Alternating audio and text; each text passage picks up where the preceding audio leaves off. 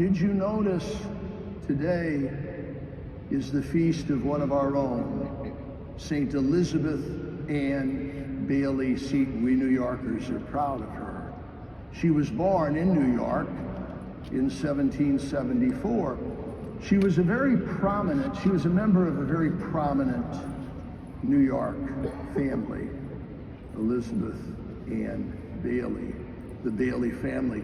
She was also an extraordinarily fervent Anglican, an Episcopalian.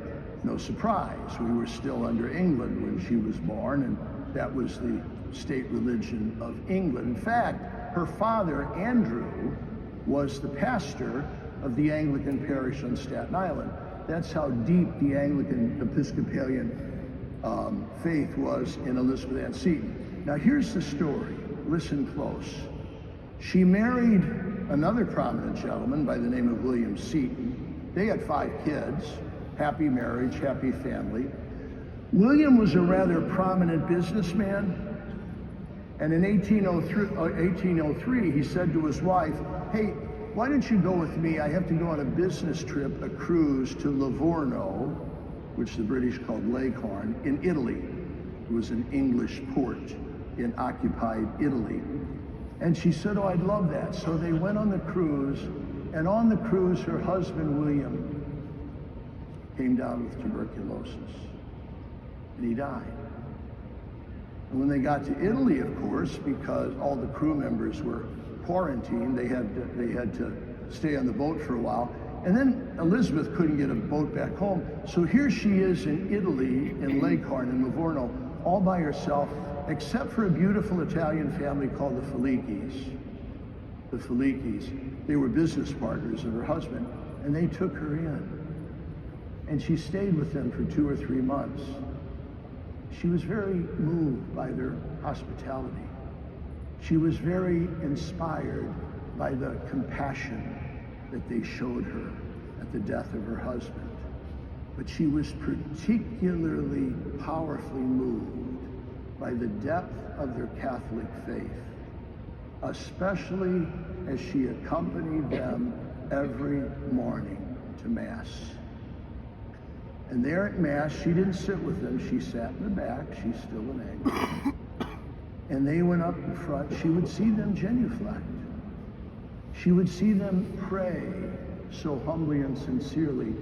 She would watch them reverently go forward to receive our Lord in Holy Communion. And gradually, she was hungry for that Holy Eucharist. She wanted what they had. Remember, sometimes you're in the restaurant and you'll see the waiter go by and you look and it looks so good and you'll say, "I want some of that," okay? Whatever that is, I want. Elizabeth Ann Seton said to the Felicis, whatever it is they see in the Eucharist, I want it. Well, comes the feast of Corpus Christi in the summer, and the Felici family goes up for the procession, and Elizabeth Ann Bailey Seton accompanies them. And the parish priest walks by with the monstrance and the Blessed Sacrament. And Elizabeth Ann Seton watches as all of the villagers of Livorno get to their knees. Behind her is the Anglican pastor of the church in Livorno. It was a British port. She had also still gone to the Anglican services on Sunday.